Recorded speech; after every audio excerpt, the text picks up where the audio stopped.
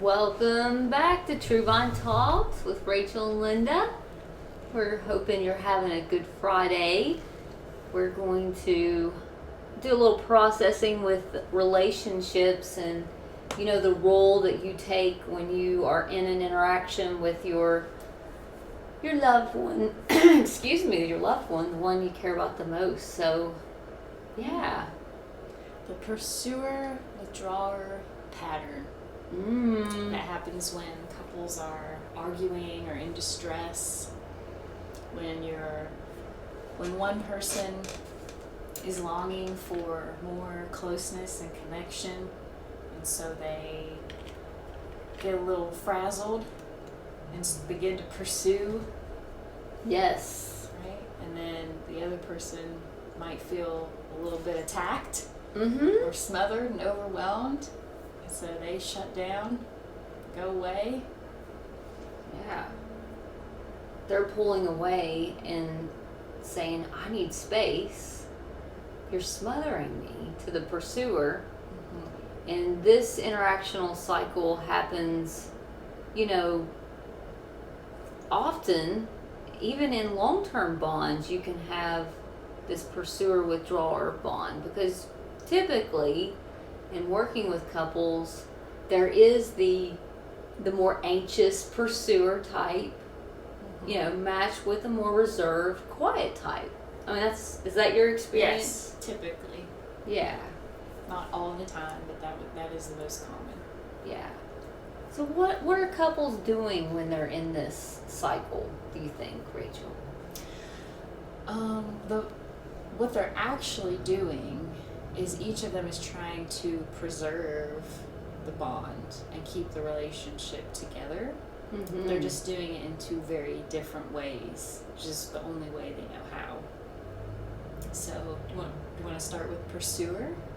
And kind of explain what that's like, and what it looks like, what they might say to themselves. So the pursuer is going to be the one who is reaching for closeness and connection. I need to know that you're there for me. I want to know what you're feeling. Right? So if a couple is in distress, the pursuer is the one who wants to talk it out. We need to talk about this. What's going on? What's happening for you? Tell me how you're feeling. Use your words. Yeah. You might say stuff like that. Yeah, and the pursuer is kind of like, they're needing you to see them. They need you to validate them. And they're like feeling abandoned. Yeah, they might think things like, oh my gosh, do they even care? Do they see me? Yeah. Do I matter to you? Yeah. So when you get the bullet text from your spouse, your significant other, the bullet text is, hey, hey, hey, hey. Where are you? What are you doing? Are you safe? Are you okay? Did you make it? How much further? How much longer are you going to be gone?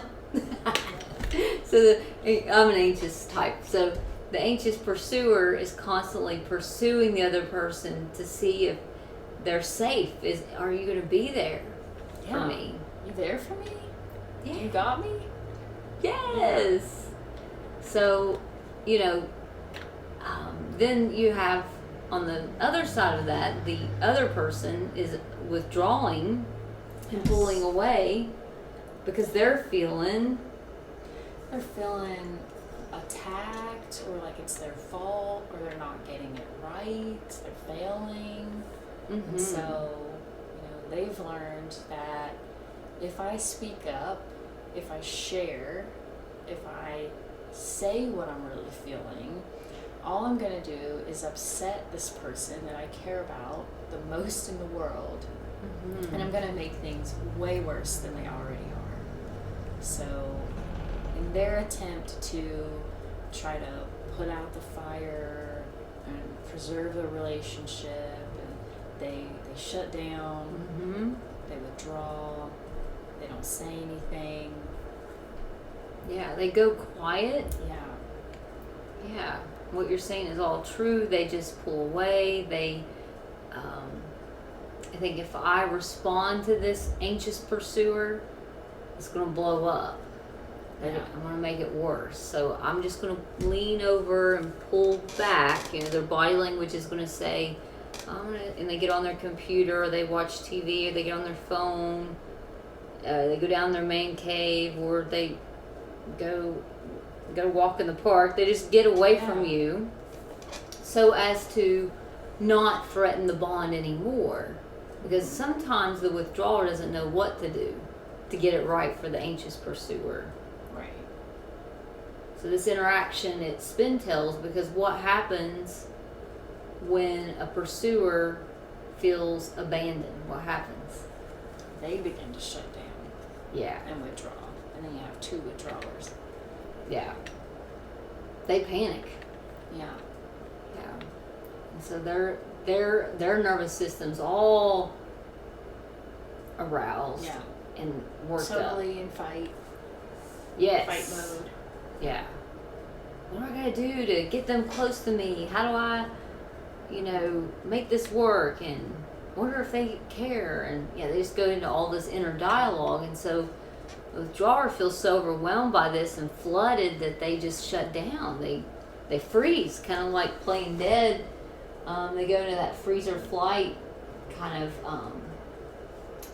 body stands, Mm-hmm. like I can't do this, it's too much. So that interaction cycle, it weighs on you. Yeah. Because what, like we've said, they're trying to work things out and problem solve and put the fire out, but what they end up doing unintentionally is pouring gasoline on it. Ooh, yeah, that's a good analogy. Yeah. So it actually makes things worse. Yeah. Because the withdrawer is left feeling like, see, this always happens. I am a failure. I don't ever get it right. Everything is my fault. I'm getting attacked more and more, while the pursuer is, pursuing bigger and loud. They're getting louder. They start throwing things because they're like, I'm gonna make you see me. Yes.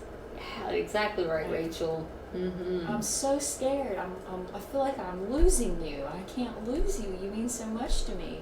So I'm just gonna make this huge scene and force you into this conversation. And sometimes that looks like the emotion of anger. Yeah. And if you're a reserved personality or you're a withdrawer, when you see that anger, it makes you go into your turtle shell. Yeah, you just want to shrink even more. Yeah. It's scary. Yeah.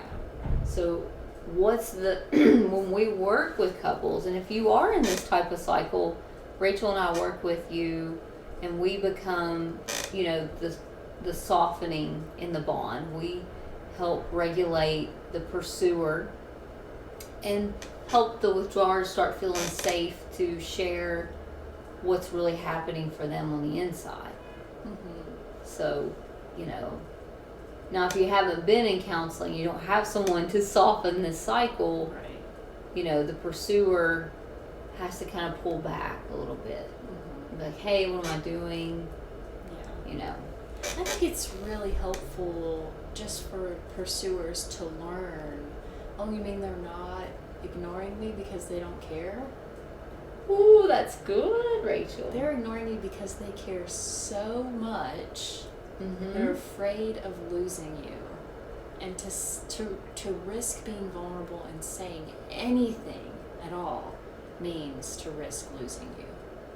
That's why they shut down. Oh, that's good. Yeah. I just think that's really powerful for people to learn. Mm-hmm. Yeah. And powerful for withdrawers to understand that that's what they're doing. Because a lot of times, we have these automatic reactions just from, mm-hmm. lived life experiences. We've learned it's not safe to share, makes things worse. But we don't truly know a lot of times why we do what we do. Ooh. Till we're provided the safe space, such as in counseling, mm-hmm. to kind of dig in and explore all of our habits. Yeah. Like, what would you do when you saw your parents fight? Well, I went into a corner and hid. Oh, okay. Is that how you feel sometimes now when you're in an interaction with your spouse? Mm-hmm. You get frightened. You get scared. So you gotta hide. So it's so meaningful to figure out why. Like you said, I don't know what I do, why I do what I do. Well, let's find out why you do what you do. Yeah. And that's what we offer in our individual sessions, along with our couple sessions. It's helping people make sense of why they do what they do. Exactly. Yeah. And they feel validated. It's like, oh my gosh, I would cower and freeze up when I would see people fight because I didn't have any power to do anything about it. Mm-hmm. Yeah. And so people begin to learn, oh, I start nagging at you or trying to get your attention when I'm feeling lonely and unappreciated, whatever, all kinds of emotions. And when I do that, I'm not realizing that makes you want to move away from me even more because you feel like it's a threat to our relationship. Yeah. So you're trying to preserve the bond. Yeah. Yeah. But that's not how it's perceived. No. It looks like, I'm trying. I'm the only one trying here. The pursuer might feel that way. Yeah. I don't know why you don't get me. I'm doing everything. I try to talk about stuff all the time. And they just shut down. Yeah. And pull away. Yeah. So this type of interaction, I kind of like working with this type of interactional cycle in my couples therapy because it's real obvious to me, but when it becomes a withdrawer, there's no pursuit on either side, and I'm like, ooh, I've got to create safety to even talk about maybe pursuing the bond. Yeah. What is it? What do you think keeps a withdrawer bond even intact? Good question. I think it's previous memories. Okay. Yeah. They're like, oh, but we fell in love when we were in high school, or we remember our first date and what I thought about that person when I looked at them and saw them. So sometimes even if they're in that danger zone of divorce and they're both withdrawn, there's still that glue there. This person meant something to me at one time. I don't know where they are now. I see their body, but I don't see the person I fell in love with is gone. Yeah. But they know there was something there. Right? And divorce is hard. Divorce is like a death. Yeah. Yeah. You have to grieve it. Yeah. So, staying in a withdrawn state sometimes seems like the best option when, divorce is the other option. But I think withdrawal is when couples have hurt each other, but it's never been dealt with. The attachment injuries are there. What do we mean by an attachment injury when we talk about that? Yeah, so an attachment injury would be when you really needed your partner. Yeah, you reached for them, or you were vulnerable, or you were sharing some kind of emotion, and they shut you down, or they walked away. Like they didn't hold you when you needed held. Well stated. Or there was an affair. Yeah. You left the bond and bonded with someone else. Yeah. Yeah. And them just being hurt by them. Yeah. Emotionally hurt in some way. Losing trust. Yeah. Definitely. Or there was a major event in your life, and you say like you had a loved one die, and then your spouse didn't show up for you. Yeah. Oh, that can be really hurtful. But your spouse could have been dealing with their own stuff about that funeral, not able to attend the funeral. Because sometimes that's hard stuff, but then they don't know how that landed on their spouse. You know, gosh, you didn't go through the grieving process with me, and I needed you then. Yeah, feeling like you have to go through something really difficult, Alone. completely alone. Yeah. And you feel like they're choosing not to be there for you. Yeah, that's a big attachment injury. Yeah. It isn't always the fair stuff. Right. It's, you know, like what you were just sharing so nicely, that you needed them to be there for you emotionally, and they weren't. Yeah. So it's huge. Yeah. When the person that you love most in the world, who you've chosen to spend the rest of your life with, isn't there for you when you need them, it's extremely emotionally painful. Yeah. And you might feel that in your body, like in your stomach, you know, or in your chest. I think that it's important to be mindful about where you're feeling that physiologically. Yeah. Because I think it gets stuck there, you know, in the pit of your stomach. Like, oh, gosh, I remember when they didn't show up for me and didn't even bother to call me when this happened. And so where did you feel that? Well, right here, or in my chest. My heart broke a little bit, and it does. You do get your heart broken in bonds. Sure. So. And those attachment injuries can, create a withdrawal that wasn't previously withdrawn. Good point. Yeah. They can say, wow, you really hurt me more than anybody else. That's right. You sent my world spinning, crashing.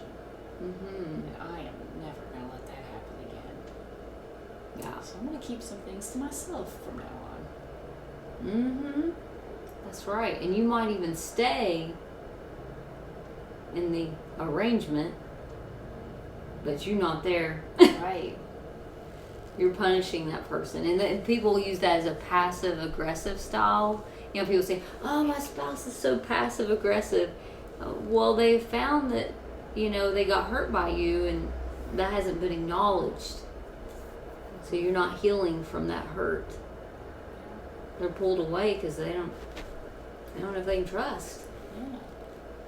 Or if I try to share with you and you're always on your phone or reading a book or watching the TV, and you're not really listening to me or hearing what I have to say or giving me any indication that you care, right, what I'm telling you, yeah, I'm gonna stop sharing. Yeah, I'm gonna learn you don't care what I have to say. Why bother? Exactly. Yeah, that's danger zone because we know from Sue Johnson's work and from attachment theory and, you know, Bowlby's stuff, you need one person to be there for you from cradle to grave. So if you ain't got nobody, you can always seek out counseling, of course. That's the safer place, but sometimes you'll pursue other bonds, and maybe that could ignite passion inside of you. So you got to be careful when you are in that withdrawal position, because you're trying to keep yourself safe. Find someone that's a trusted friend, you know, that there's good boundaries in the person you're reaching out to. And that's why counselors exist. That's what we're here for. Exactly. Yeah. We want to be there for you when no one else can. Yeah. It's a safe place. It's confidential. And it's judgment free. Yes. Yeah. So. And we'll help you understand what's going on. Help you make sense of things. And even like what some of, I can't remember his name. Gottman? Yeah, well, Gottman does some work on that, and Dan Siegel says to name it to tame it. Like yes. coming into a counselor's office, sharing your unmet needs, your longings, and your desires. You're naming it, and it's just soothing your limbic system. And then your stomach, like I can see people's stomachs change in here. I can see their body language they're starting to relax. Yeah, do you ever see that? Oh yeah. Yeah. You're like, oh, I'm It's doing amazing. that for them. Yeah. How cool is that? That means we're soothing what part? The limbic system. Yeah. Fight, flight, Yeah. danger zone of the brain. Keeps us protected. And then they feel like they can socially engage again. Put them back in the green zone. Yeah. I like what Brene Brown says love her. about the petri dish. If you held a petri dish in your hand and you put shame in it, and then you doused it with secrecy, judgment, and isolation, how that shame would just grow out of the dish and up your arm and like take over your life. But what we do in counseling is the opposite. We're dousing it with compassion and understanding and warmth, unconditional positive regard, and it shrinks. Well stated. Yeah, that's good. Because Brene Brown has some good stuff with that. It's we just, and if you find yourself in this pursuer withdrawer with, your closest bond, and you'd like to reach out to True Vine, and Rachel and I will be happy to work you in, or if you're going through some stuff that you need to talk to someone, we're here and we like to help you with that. So absolutely. Yeah. Thanks for joining us today with True Vine Talks with Linda and Rachel. Have a good day. Bye. Bye.